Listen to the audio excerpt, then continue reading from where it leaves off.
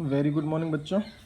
देखिए, ये आपका पहला चैप्टर बिजनेस स्टडीज़ का 11th क्लास के लिए evolution and fundamentals of business. Evolution मतलब क्या होता है, एक तरह से क्रांति कह सकते हैं, वृद्धि कह सकते हैं, और फंडामेंटल क्या होता है, जो हमारे मूलभूत सिद्धांत होते हैं। ठीक है, तो इसमें बताया गया है कि बिजनेस की क्रांति क्या है या उसमें वृद्धि क्या है, और उसके फंडामेंटल्स सिद्धांत हैं, जो हमारे मूलभूत सिद्धांत हैं वो क्या है। ठीक है, स्टार्ट करते हैं। देखिए, सबसे पहला पॉइंट आता है इसमें बिजनेस एंड इंट्रोडक्शन। ठीक है, इसमें कंसेप्ट ऑफ बिजनेस क्या है, सबसे पहले वो पढ़ते हैं। देखिए, ध्यान से देखना।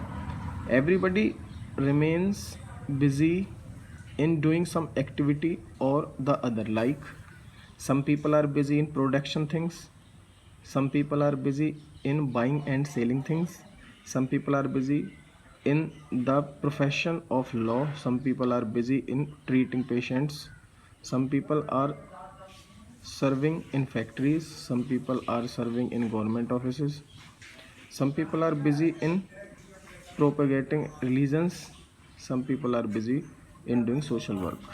ठीक है, कह रहा है all these activities are called human activities. If we look at these activities carefully, they can be divided into two parts. ये सारी जो एक्टिविटीज़ हैं, सारी कौन सी एक्टिविटीज़ हैं, बिजनेस एक्टिविटीज़ हैं, ह्यूमन एक्टिविटीज़ हैं।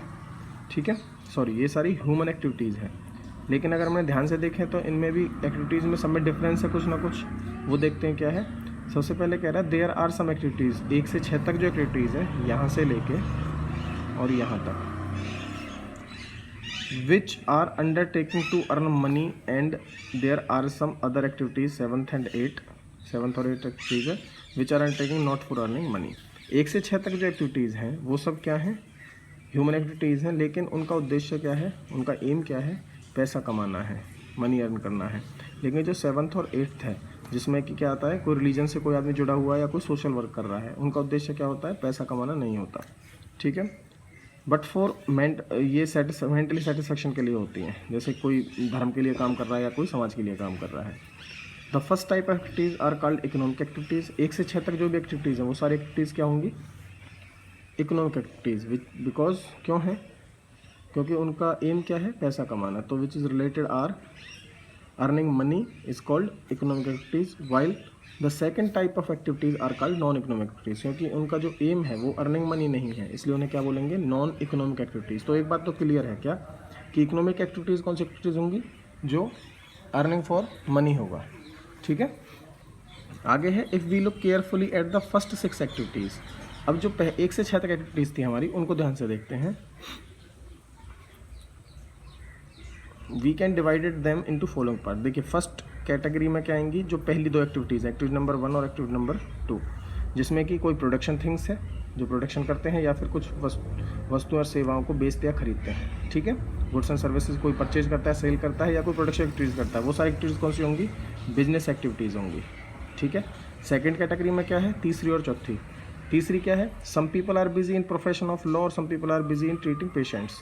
ट्रीटिंग पेशेंट्स मतलब डॉक्टर हो गए यहाँ पे। तो फोर्थ एक्टिविटीज़ किससे रिलेटेड है, डॉक्टर से रिलेटेड, और ये किससे, लॉयर से रिलेटेड है। ठीक है, इन्हें क्या बोलेंगे, प्रोफेशन बोलेंगे। और जो थर्ड कैटेगरी है उसमें क्या है, some people are serving in factories and some people are serving in government office. तो ये पे वर्कर हैं सारे। ठीक है, तो थर्ड एक्टिविटीज़ में कौन सा आ जाए, एम्प्लॉयमेंट आ जाता है। तो 1 से 6 तक सारी इकोनॉमिक एक्टिविटीज़ थी, लेकिन उनमें भी जो इकोनॉमिक एक्टिविटीज़ थी उनमें भी कुछ बिजनेस से रिलेटेड थी, कुछ प्रोफेशन से रिलेटेड थी और कुछ एम्प्लॉयमेंट से रिलेटेड थी। ठीक है, the nature of all 3 activities happens to be different. For example, the first category of activities is related to the job of production and selling and buying. The second category is related to special knowledge, जैसे कि lawyer के पास special knowledge होती है, doctor के पास होती है, chartered accountant होते हैं। And in the third category people serve other for earning money. और कुछ तीसरी कैटेगरी में क्या होता है, लोग दूसरों के लिए काम करते हैं और पैसा कमाते हैं, जिसे हम एम्प्लॉयमेंट कहते हैं। The activities of the first category fall under the business activities. पहली किस में आएंगी, बिजनेस एक्टिविटीज में आएंगी। The activities of second category fall under profession, and the activities of third category related to the employment. Second वाली किस में आएंगी, प्रोफेशन में, और तीसरी वाली किस में आएंगी, एम्प्लॉयमेंट में आएंगी। The different human activities are shown in the following diagram. ठीक है, देखिए ह्यूमन एक्टिविटीज़ कैसे कैसे हैं।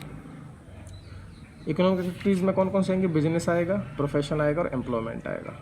बिजनेस में क्या क्या आते हैं? Buying and selling, industry, insurance, transport, warehouses, advertisement. इसमें गुड्स परचेज सेल करना या फिर कोई सर्विस है, जैसे इंश्योरेंस की सर्विस होती है, ट्रांसपोर्ट की सर्विस होती है, वेयर हाउस की सर्विस होती है, एडवर्टाइजमेंट की सर्विस होती है, वो सब आती हैं। ठीक है। प्रोफेशन में कौन कौन आते हैं? लॉयर आते हैं, मेडिकल स्टूडेंट्स आते हैं, चार्टर्ड अकाउंटेंट आते हैं। ठीक है। और तीसरा एम्प्लॉयमेंट, इसमें क्या क्या चीज़ आती हैं? मैनेजर्स होते हैं, सुपरवाइजर होते हैं, वर्कर होते हैं। क्योंकि ये सभी लोग अपने लिए काम नहीं करते, दूसरों के लिए काम करते हैं, लेकिन पैसा कमाते हैं। और नॉन इकोनॉमिक एक्टिविटीज़ में क्या आते हैं? रिलीजियन,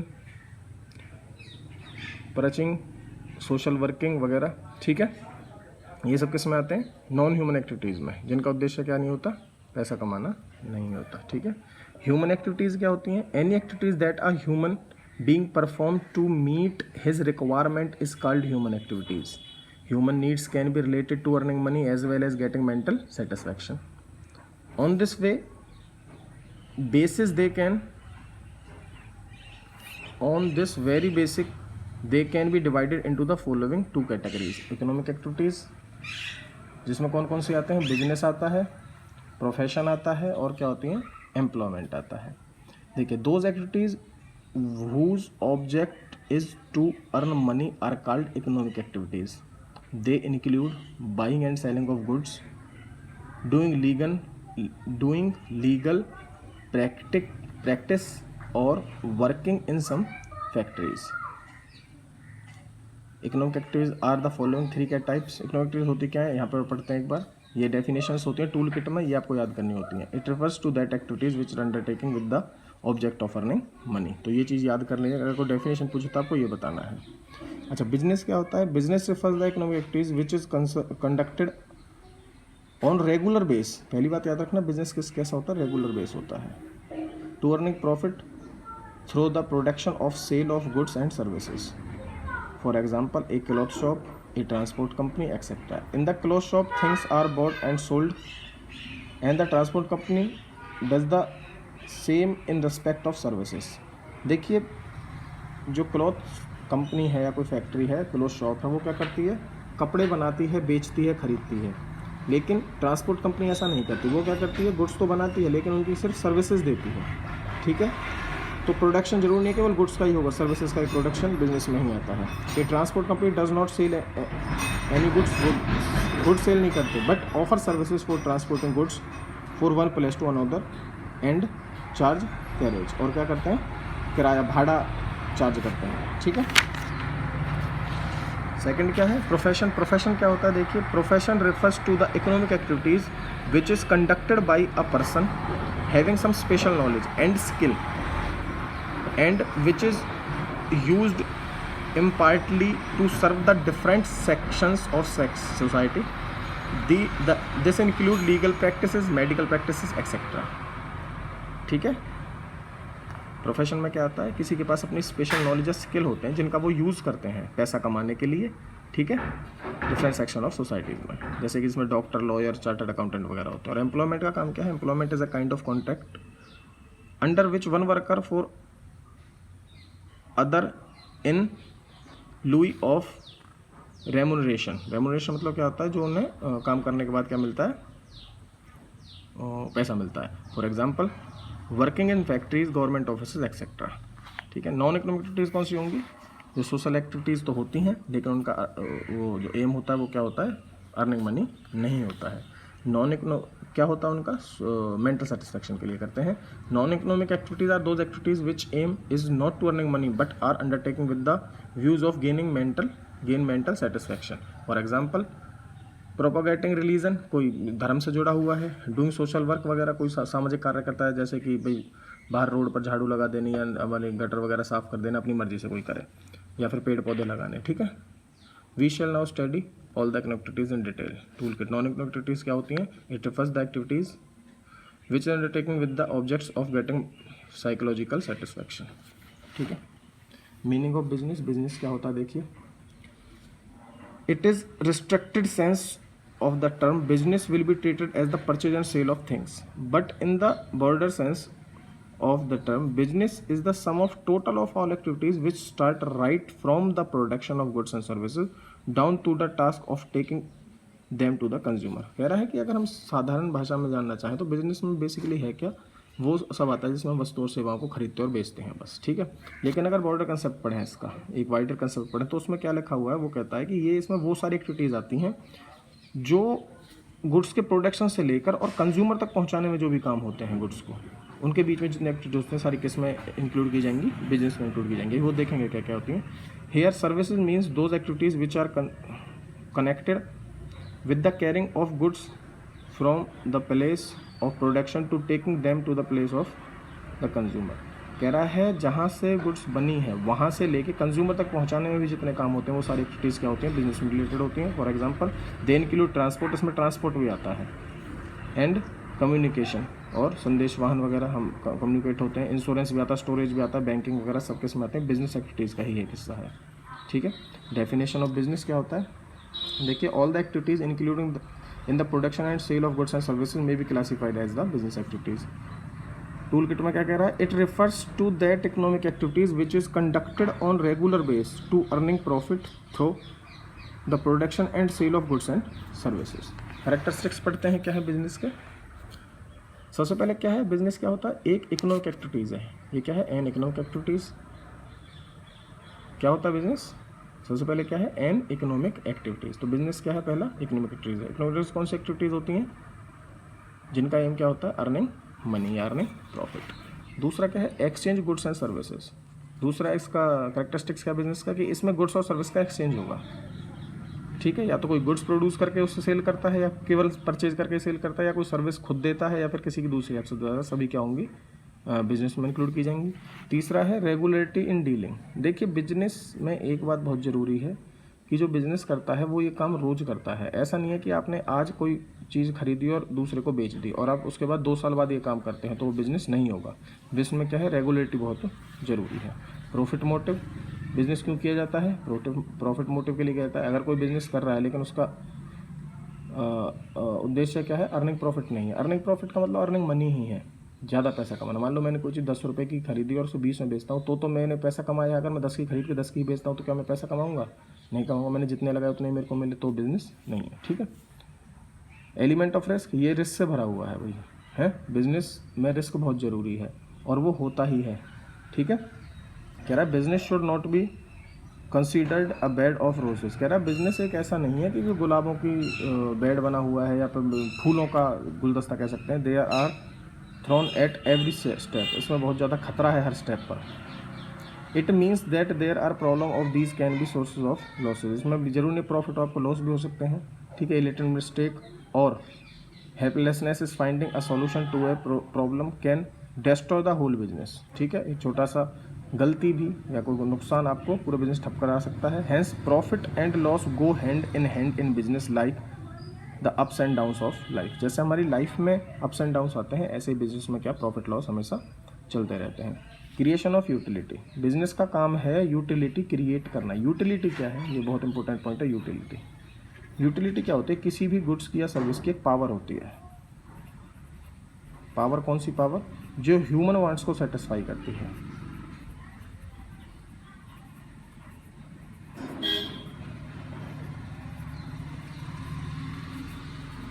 ह्यूमन वांट्स के सेटिस्फैक्शन के लिए एक पावर होती है। जैसे कि वाटर है, वाटर के पास क्या पावर है, पानी प्यास बुझाने की, ठीक है। खाना है, फूड है, फूड के पास क्या पावर है, भूख मिटाने की। तो इनके पास क्या है, एक यूटिलिटी, एक पावर है। अच्छा, कुछ चीज़ें ऐसी होती हैं जिनके पास यूटिलिटी नहीं होती है, तो वो हम क्या उनका यूज़ करते हैं, क्या हम उन्हें फेंक देते हैं बाहर। जिनके पास यूटिलिटी, इनकी यूटिलिटी, जैसे कोई खिलौना है, अगर उसको ख़राब हो गया है तो दैट मीन्स वो अपनी यूटिलिटी खो चुका है।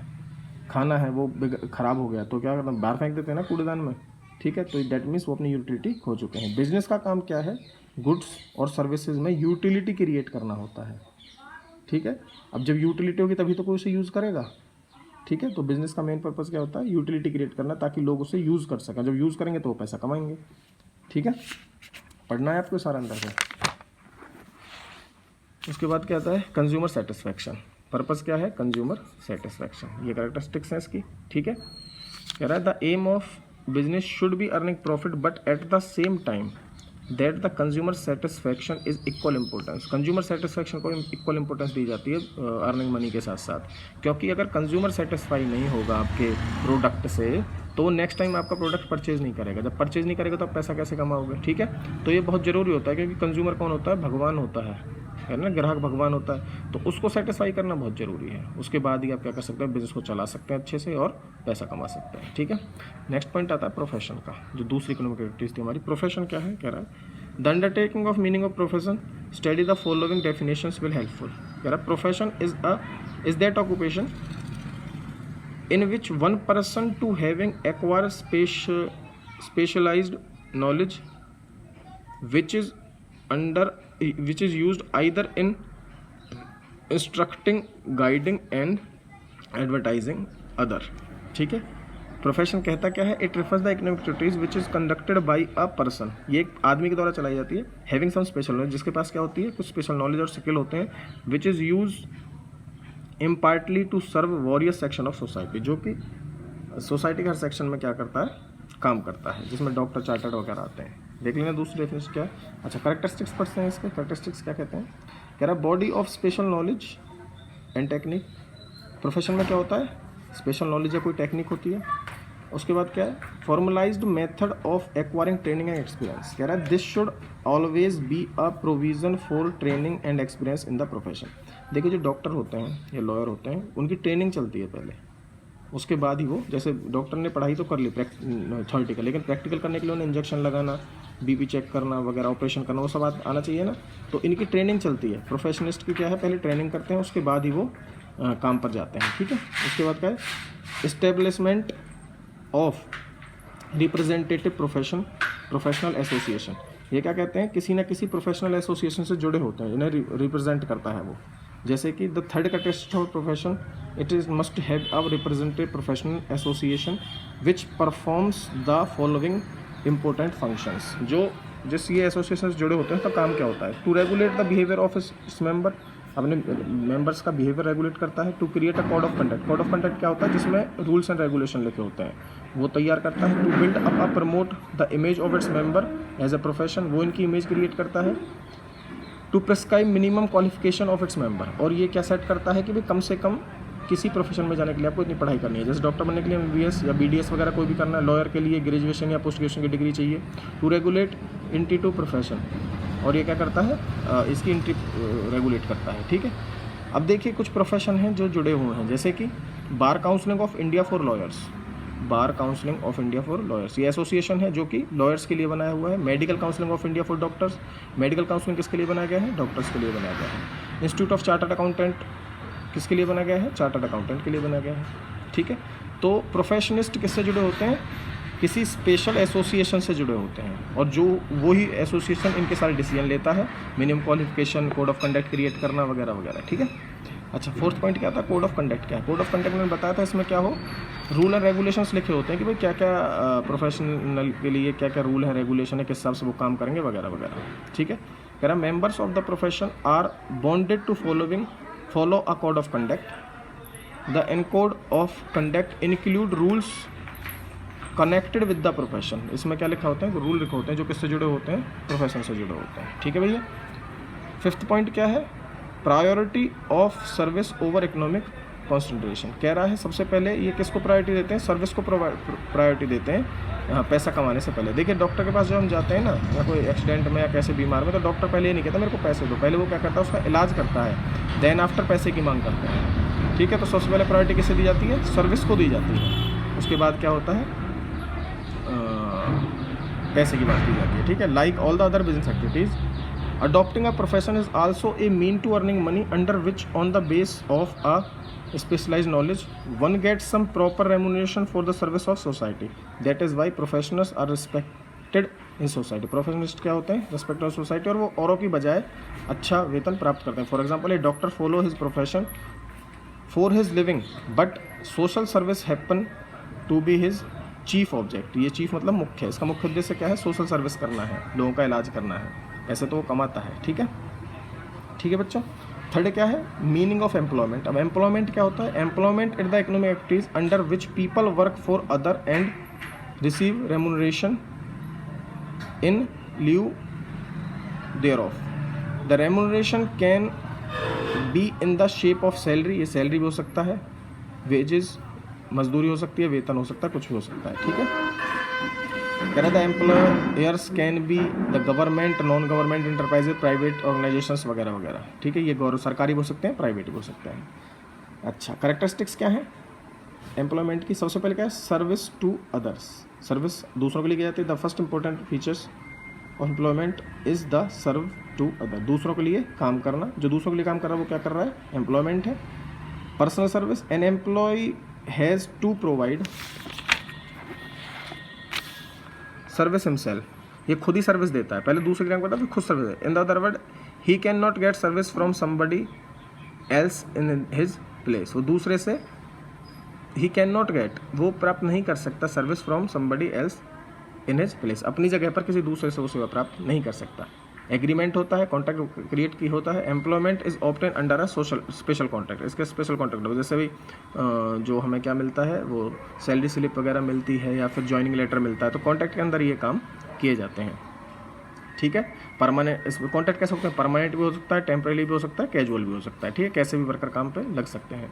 सर्वेंट होते हैं, an employment is a servant of his master and act according to his order. भाई सर्वेंट होते हैं ना एम्प्लॉयर, वो क्या करते हैं? अपने मास्टर का जो मालिक होता है उसके ऑर्डर मानते हैं और उसी के हिसाब से काम करते हैं। No need to of capital, इसमें पैसा लगाने की ज़रूरत नहीं होती, सिर्फ आपके पास पढ़ाई होनी चाहिए आपकी, तो आप किसी के लिए काम कर सकते हैं। आपके पास वो नॉलेज होनी चाहिए जिससे कि आप दूसरे के यहाँ काम कर सको। टेस्ट वगैरह होते हैं ना, उसके बाद there are no need to capital in employment, कह रहा है एम्प्लॉयमेंट के लिए पैसा लगाने की ज़रूरत नहीं है। पैसा तो कोई और लगाता है, मालिक लगाता है पैसा, तो हम तो केवल क्या करते हैं? उनके लिए काम करते हैं, जो वो होते हैं एम्प्लॉयर होते हैं। नो रिस्क, इसमें कोई रिस्क नहीं होता। जब पैसा ही नहीं लगा तो क्या कोई रिस्क होगा? रिस्क किसका होता है? मालिक का होता है, जो पैसा लगाता है। The inherent risk in the job is that of master and not to the employ, जो किसका रिस्क होता है? मास्टर का होता है, मालिक का होता है, इसका एम्प्लॉयर का कोई रिस्क नहीं होता है। Nature of employer, the employer can be anybody, employer कोई भी हो सकता है। It can be A government, ये सरकार भी हो सकता है, गवर्नमेंट एंटरप्राइजेज भी हो सकते हैं, प्राइवेट ऑर्गेनाइजेशन भी हो सकते हैं। क्लियर है बच्चों? उम्मीद है आपको समझ आए होंगे। अच्छा, एक काम करना, ये डिफरेंस है जो ये कॉपी में लिखने हैं आपको, सिर्फ डिफरेंस और कुछ नहीं लिखना, ठीक है। और डिफरेंस से अलग एक काम करना, जो ये बने पड़े हैं ना, ये डायग्राम बने पड़े हैं, ये आप कॉपी में बना लेना, एक ये वाला और एक ये वाला, ठीक है। ये डायग्राम दो बनाने हैं और इसके डिफरेंसेस आपको कॉपी में लिखना और अच्छे से पढ़ने हैं। अगर कोई प्रॉब्लम हो तो आप मेरे से पूछना फिर, ठीक है। Thank you so much.